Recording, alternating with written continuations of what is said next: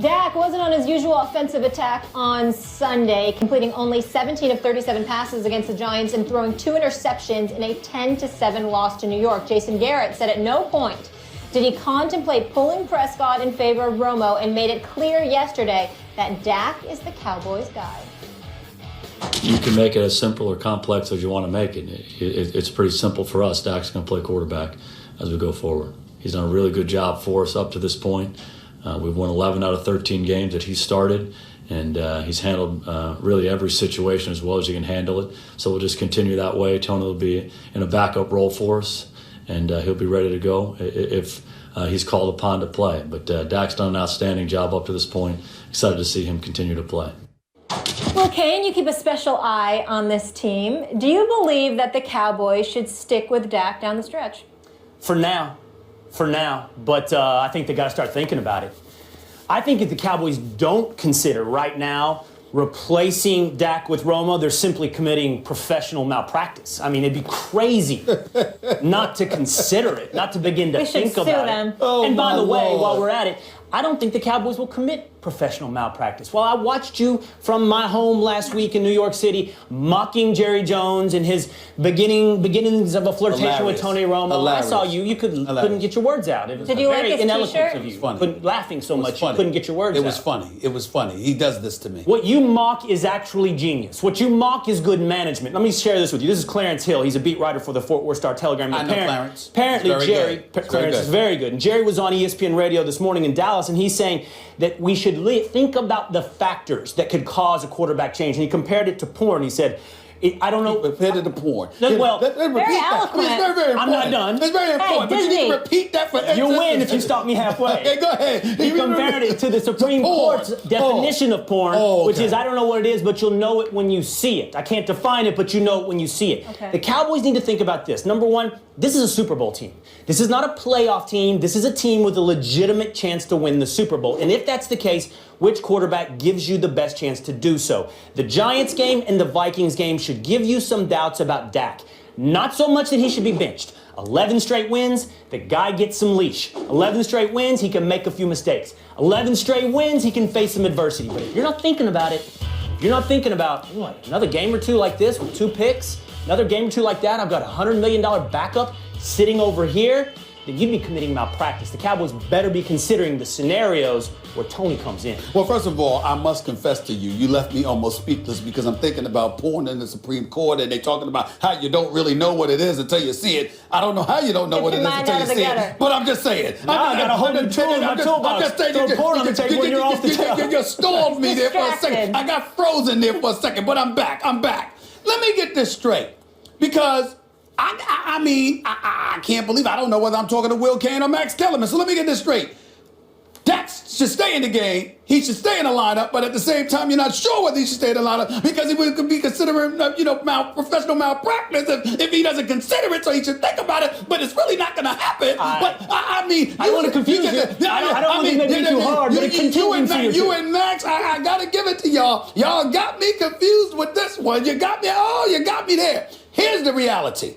In the end, I really don't care. I entertain you, but the fact of the matter is that whether it's Dak or whether it's Romo, y'all ain't winning. That's all I care about. I don't give a damn who's your quarterback. It really doesn't matter to me this year. What I care about is that the worst fan base in American history, known as the Dallas Cowboy fan, led by the Will Canes of the world, end up miserable before February. That's all I care about. As long as you are miserable come February, I'm good. So you can sit up there and talk about Romo or Dak all you want to. You can sit up there and say Romo's definitely going to be in there and then come on the show and you're speechless because Dak is balling and then suddenly you don't know if it's going to be in there. So you drop the subject. You don't even want to talk about it when you came on the show. And then a week later after Dak Prescott struggles against the Giants, here you come again talking about it's something we're talking about. This is what it is. Nothing if not consistent. No, you have nothing. I have been talking about the opportunity for Tony to contribute. Listen. By the way, I'm on this show every day. Yeah. And the fact of the matter is that there was a week you came in here, we actually didn't talk about the Cowboys. You know why? Because Will had nothing to say. Will has nothing to say. I'm telling people what happens if you say stuff like that. Will had nothing to say because that was afraid of me, and you know it. Come on. Will had nothing to say because Dak was balling. And we knew that Tony Romo had gave that concession speech, that retirement speech that he gave, you know, damn near crying for crying out loud. That didn't happen? If there's ever, Go ahead, Max. if there's ever Go a ahead, week, Max. Max Kellerman, when I'm not here, it's because you and Stephen A. have said we can't handle Will this week. Oh, please. Would you like the truth now? Dak Prescott is the quarterback of the Dallas Cowboys because he's 11-0 against non-Giants teams. And even the 2 losses to the Giants were very close, and the Giants are a bad matchup for the Cowboys, particularly as their defense rounds into elite form, as it seemed to do against the Cowboys. Dak otherwise is 11-0 against the rest of the league. He's a baller, and even ballers are entitled every now and then to some stinkers, which is what he had against an elite defense in a rivalry game on the road, which is where those stinkers sometimes take place. And they still had a chance to win at the end. Look, we all knew that if their record hit a certain level, at a certain point, it would take several consecutive losses and or bad performances for them to consider switching Dak. One subpar performance in a close game on the road, as I just described, is not nearly enough to really start considering that switch. If there are 3 in a row or something like that, okay. But barring something like that, and even if there are 3 losses in a row, but in 1 or 2 of them, Dak really balls out, no. And by the way, Will, yes. 1964, who was it? I wasn't born. Potter Stewart, the pornography definition. I don't know what the definition is, but I'll know it when I see it. Yes. Was a terrible cop-out, and it was a way of abdicating his responsibility of doing the job of defining what it is. Max, that was the job, and he didn't want to do it. Max, so define it. How many games does Dak have to look bad in or lose before you make the switch? I say 3. What say you? I say, I think it might be 1 more, Max. If he struggles against the I Bucs, think it might be 1 more because to your point about should they lose but Dak look great works the other way. Should they win but Dak look bad is also evidence. And the Vikings game was Cowboys winning, Dak looking bad, making it 2 games in a row. I love Dak, Max. Dak's going to be the quarterback in 2018, 19, 20, and 21. He's going to go through his rookie struggles. But this year's about the Super Bowl, and I am open like every open thing should be about which quarterback. Hold on, Max. Hold on, Max. Hold on, I want to address that. I want to address the Super Bowl of it all. Yes, you should never let those opportunities slide by or take it for granted, no matter how good you think the guy's going to be for how long. You never know when that's going to happen again. On the other hand, I think it's difficult to make the argument that Romo actually gives you a better chance the way Dak has played this year. And B, the worst that could happen if you turn out to be right about Dak versus Romo, and Romo would have increased your odds, is that Dak, a star now and in the future, has invaluable experience behind a young and improving offensive line and with a great young running back. Like, that's the worst case scenario. I just need to get one thing on the record before we move on. So you say 1 game if he struggles, consider making the change. Max says 3 games. Where are you? Don't consider the change at all. Stay with Dak the rest of the way. He doesn't care. I want it all on the record. I don't care. Okay. But let me tell you why. You do care. Because no. Here's my point. Because I wanted to ask Will this question. Yes.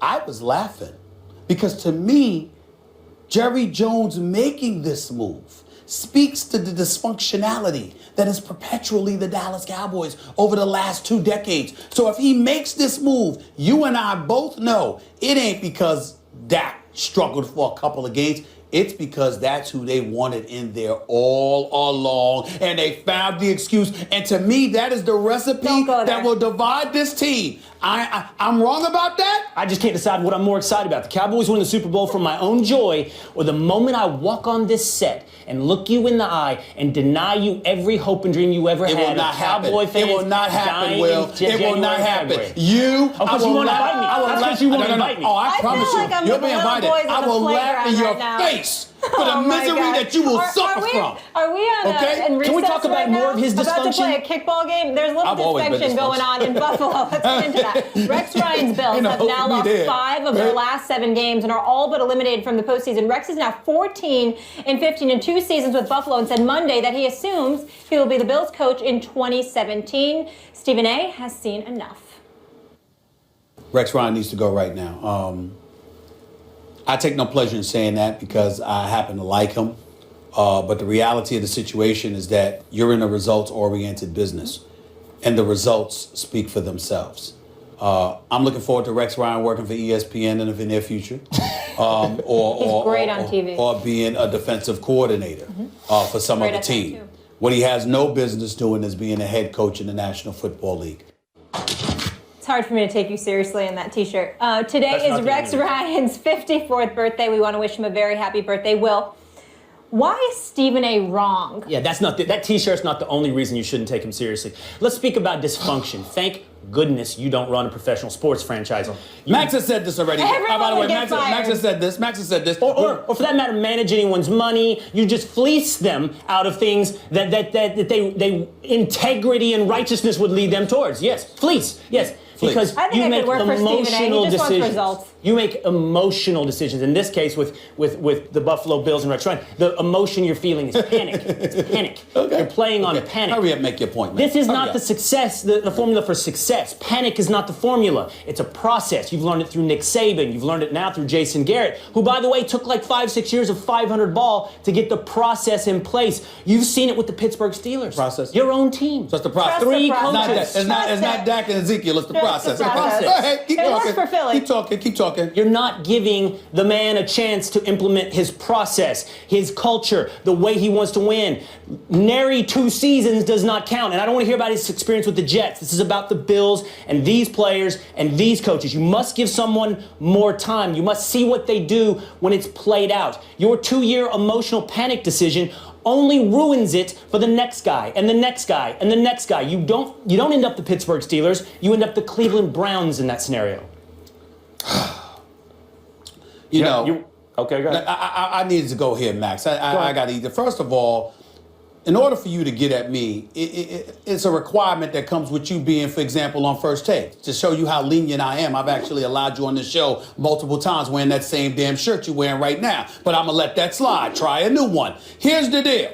Okay, when we talk about Rex Ryan, do you understand that Rex Ryan has not had a winning record since 2010? How long has he been the Bills coach? 2 years, 4 years in New York. What I'm saying to you is this. This is a man that bloviates about himself and what he's going to do. This is a man that was introduced as the head coach for the Buffalo Bills and said, is the mic on? Because it's about to be on. All the stuff that y'all been going through, missing the playoffs all of these years, that's about to change. This is a man that has proven religiously over the course of a half-decade now, more than a half-decade, that he is incapable of being the overseer of an entire franchise. Can he coach defense? Absolutely. He's elite. But he has proven that he's very limited on the offensive side of the ball, that he is very limited when it comes to developing quarterbacks. And when you look at the combination of those two realities and what is required to be successful in the NFL, the fact of the matter is he's come up short. But I also call about this.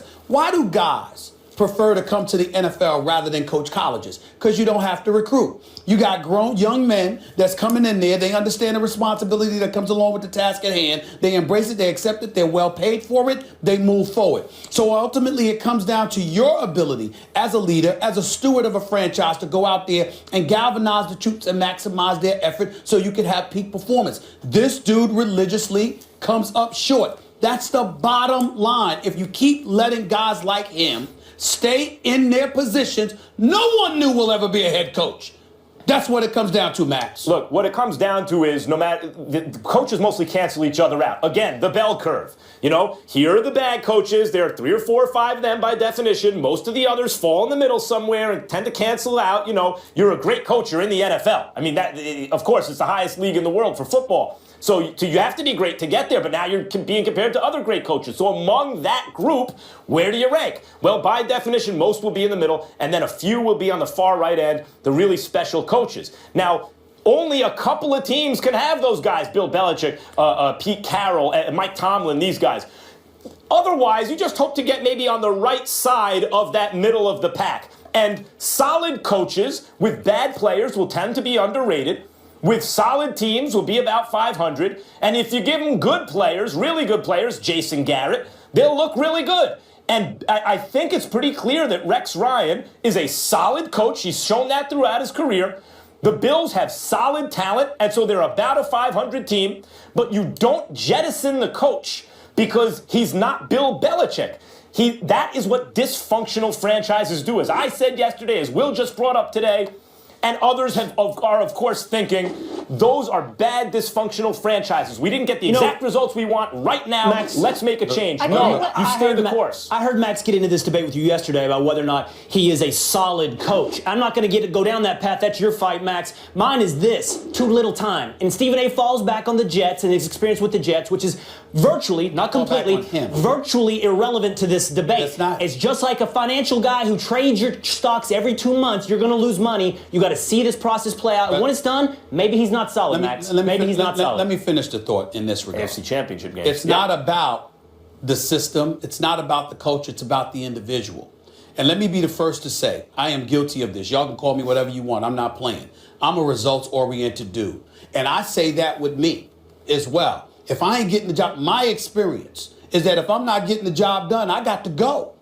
All right? If somebody else ain't getting the job done, you have to go. It's just that simple. This is not personal. This is about the NFL culture. You know how parity is. A team that stunk one year can end up being good the next. If you 6 years in the NFL, come on, Will. I need to add something 6 years? too. We need 6 years? My issue with you is not that you're a results-oriented guy, but when you think you know what the results are. And with the Bills, You mean when I don't think give I me know what the 6 years. results are? I told you, 2 years. Bills, Okay. 2 years. Here's the other thing I want us to think about, too. Obviously, his strong suit is the defense. When he inherited this team, they had the 4th best defense. By the way- There can be an argument they took a step back. We just saw Le'Veon Bell didn't do him any favors. Molly, remember. 225 Oh, you're yards. not even bringing up the Jay biggest Ajayi, stat. 214 Wait a minute. yards. You're not even bringing up the he's not biggest getting thing. it done on the defensive side of the ball, Listen. which is his specialty. You're right forget about that, developing Molly, but quarterbacks. guess what, Will? Yes. They had 54 sacks, Doug Maroney's last year there. The very next Yeah. year, Rex Ryan's first, 21 sacks. they actually took a step back. You got Mario Williams. You sit up there, you got him dropping back into the secondary when he was a pass rusher. Defense is supposed to be your signature. that and their should be defense on lock, stinks. and that's Come on not. now. Come I on wouldn't say now. I would not say the Results don't defense matter. stinks.